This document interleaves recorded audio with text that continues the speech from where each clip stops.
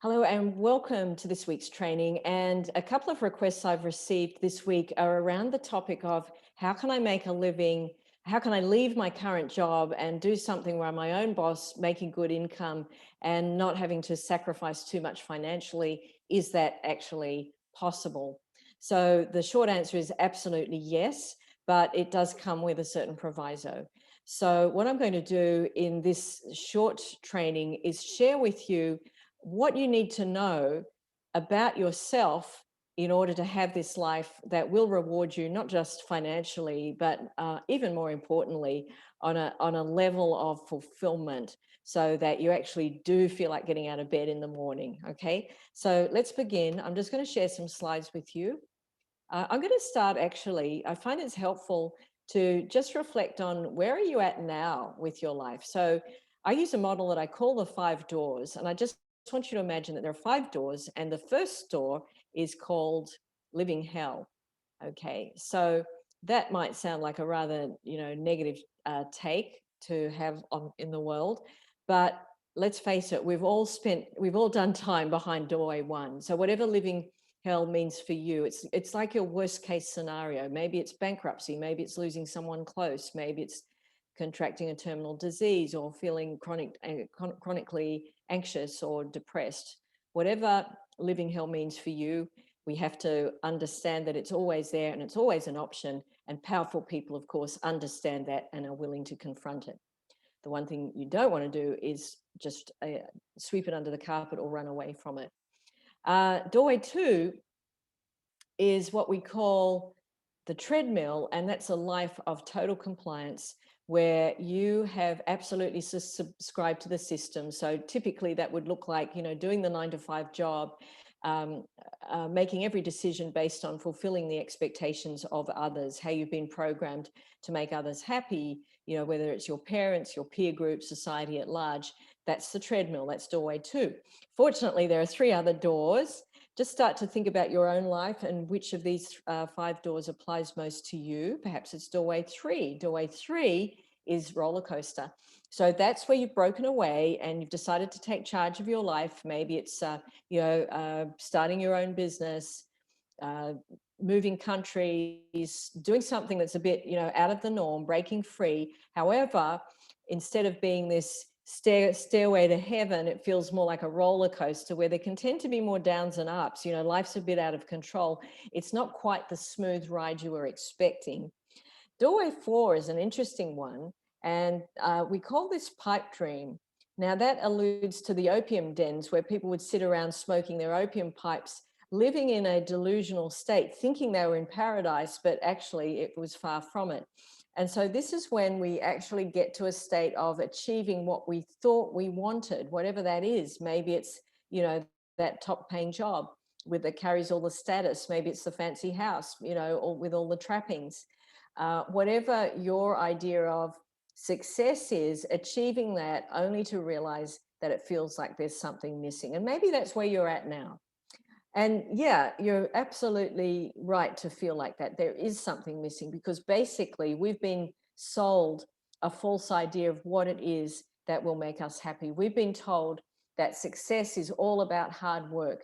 And there's a sense of sacrifice in that very notion, which goes against the grain of who we know ourselves to be and leaves so many of us arriving at this point where we go, well, is that all there is?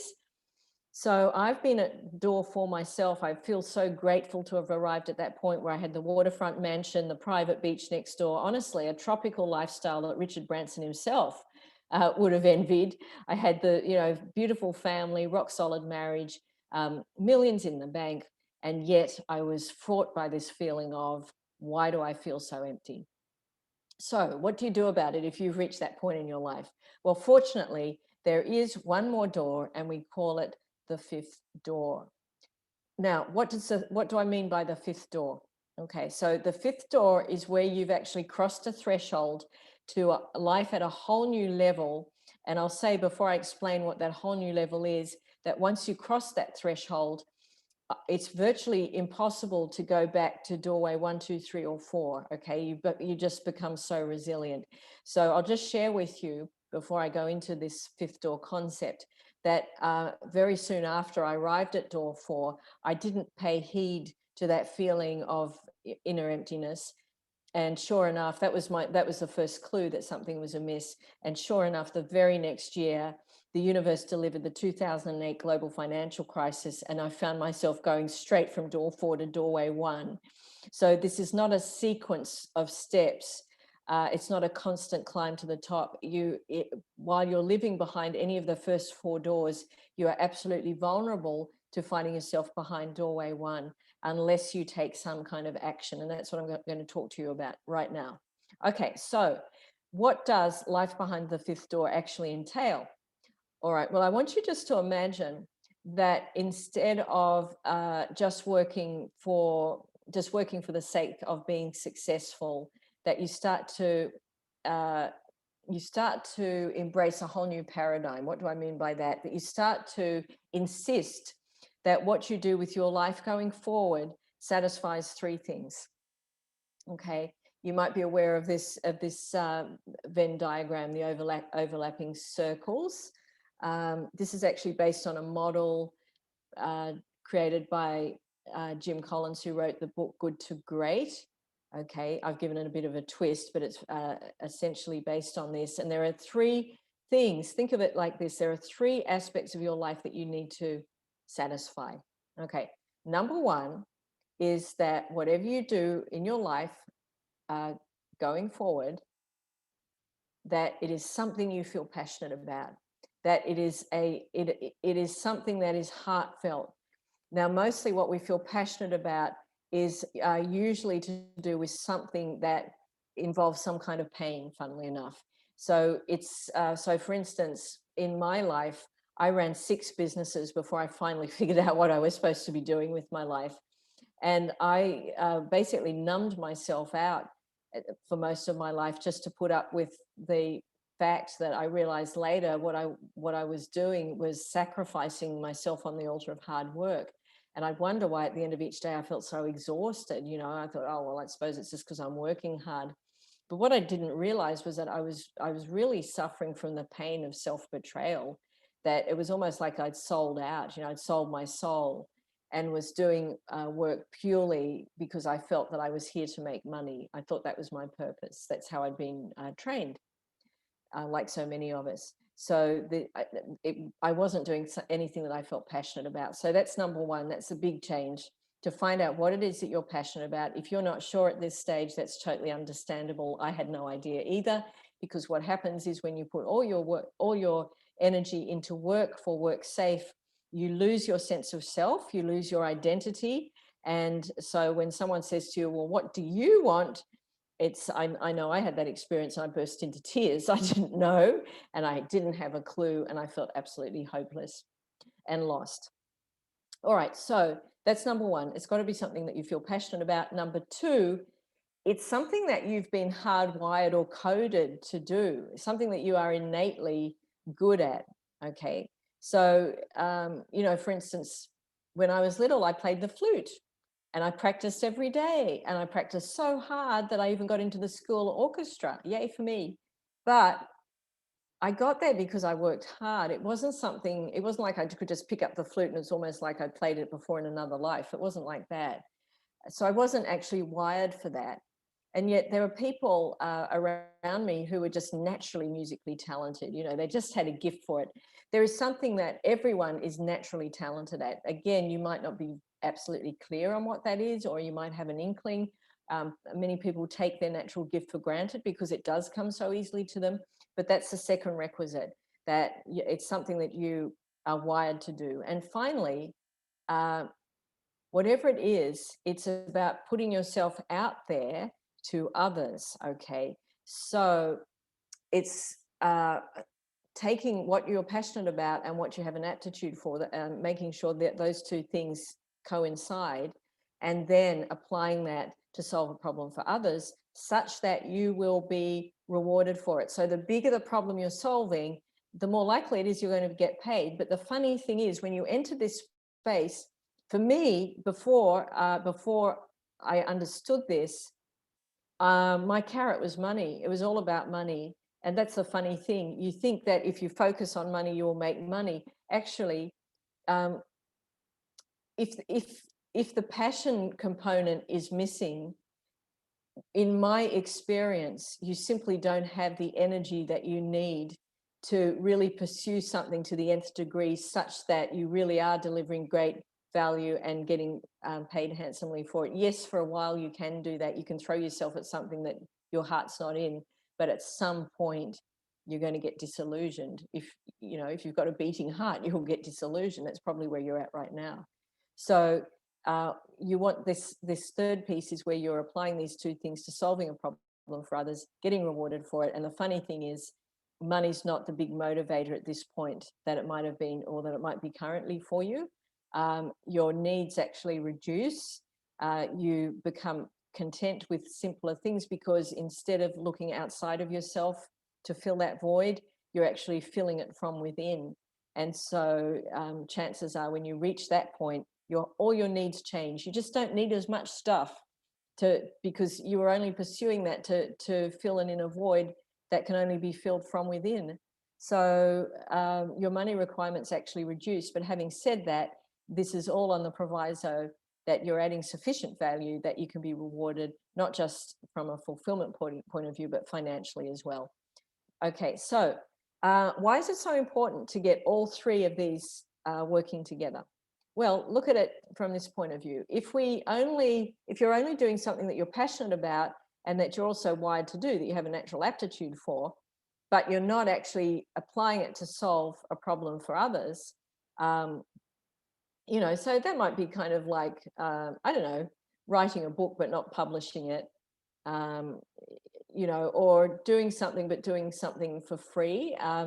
So essentially what's happening there, and there's nothing wrong with that in and of itself, but it's probably not going to get you to a point where you actually need something that's going to bring you income. It's essentially a hobby. And honestly, if you're in a job that's not fulfilling you at the moment, then, and if you don't decide that you want to make this transition to a bigger, better life, which is absolutely possible for you, having at least a hobby on the sideline is better than nothing, right? But if you don't have this third component, it pretty much just stays a hobby.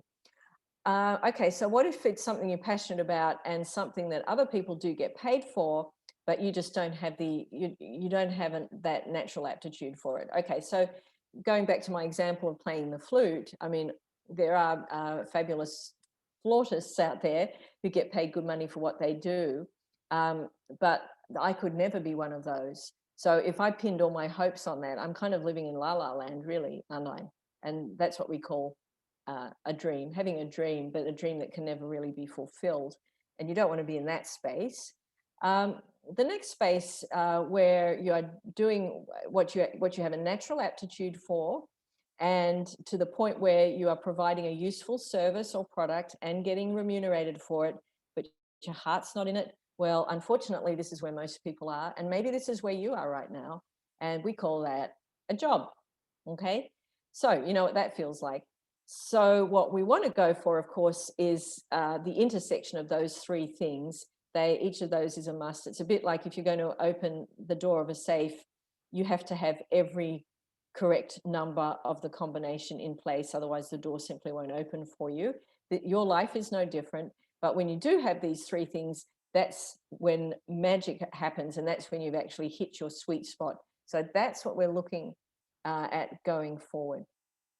Now, you know that expression, Houston, we have a problem?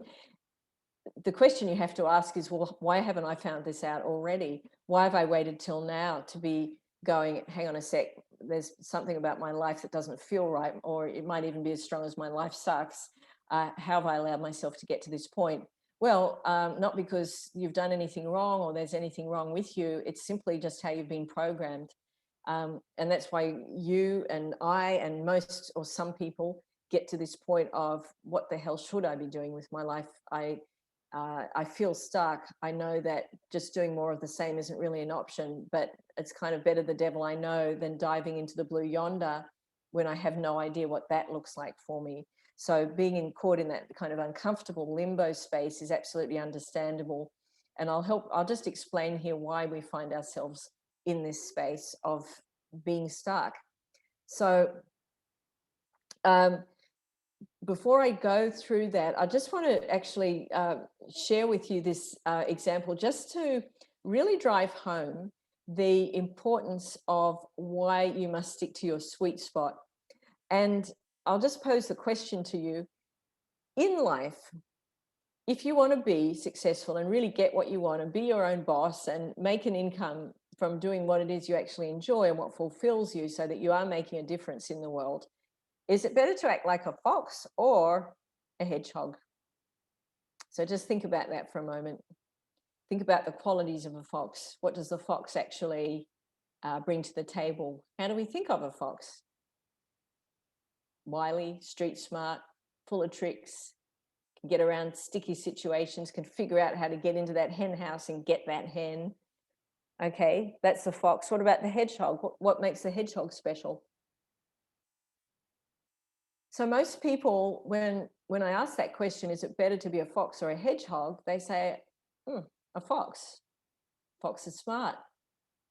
Actually, it's a hedgehog that when pitched against a fox comes out on top. In that, the fox doesn't get to him. Why is that? Why is the humble hedgehog so successful? Because he sticks to the song chart. He does the same one thing every time and he does it really well. In other words, his whole tactic is to roll himself up in a ball, effectively become like an animal version of a cactus and make himself impenetrable and impervious to danger. And that works for him every time. And so that's really the lesson of the sweet spot, that when you find out that one thing, that precious intersection of what it is that you're passionate about, that you do so well, that's solving a problem for others, you don't want to veer out of that precious space. You want to stay in your lane. Okay. Why do we not find out what that sweet spot is in the first place? Okay. So let's just imagine that the reason that life might not be what you thought it was, what you expected it to be, can be traced way, way, way back to your childhood, where something happened in your childhood, typically between the ages of 0 and 7.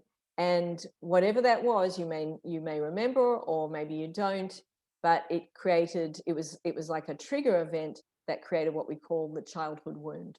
Okay. Now, our first job is to actually identify the event. Why is that? Because that event created some kind of shock to your system in the form of an emotion that felt unfamiliar, that felt essentially negative, if you like. Typically the emotion of shame or guilt, okay? But when you were young, it was impossible for you to process that.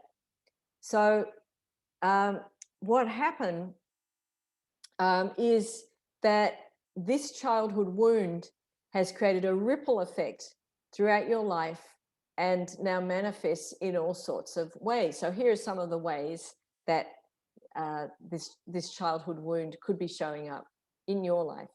So financial loss, divorce, illness, stress, anxiety, that list can go on forever virtually. But if there's anything that's happening in your life at the moment that feels like, Groundhog Day, that is on a repeat pattern, where you feel like no matter how hard you try, you just can't seem to get ahead, whether it's in the area of money or like you have trouble keeping money. You can make money, but you can't keep it. Or maybe you have trouble even making the money in the first place.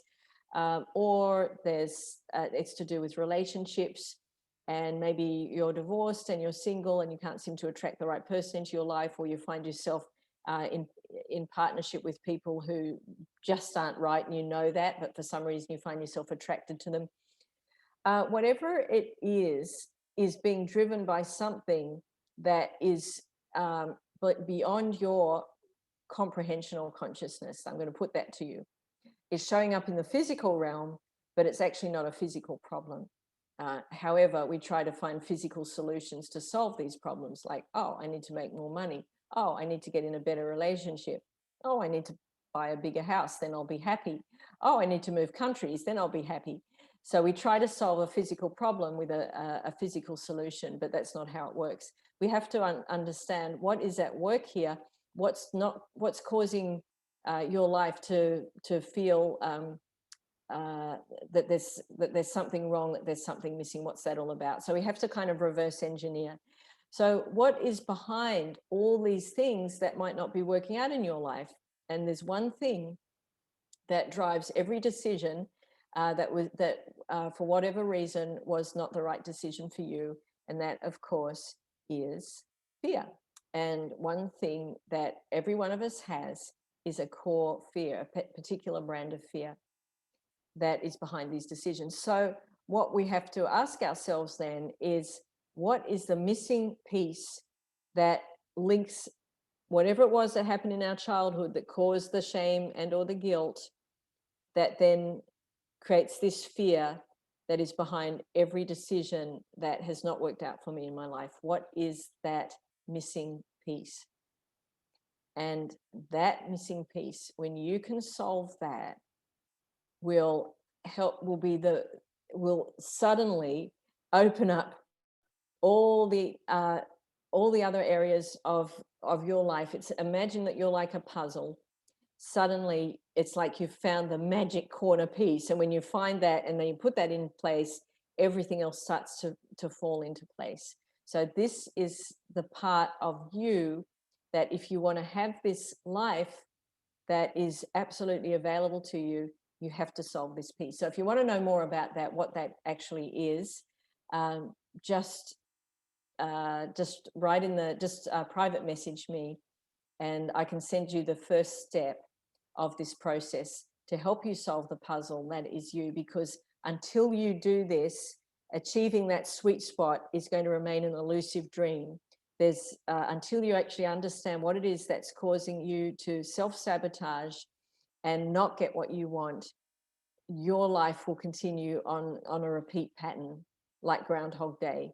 It's so important you understand this. And I just want to say that as hard as all of this might sound, absolutely not. There are ways, there's a pathway for you to find out what this missing piece is that's creating the fear, that's driving the decisions, that links somehow back to something that happened in your childhood. You must find out what this is.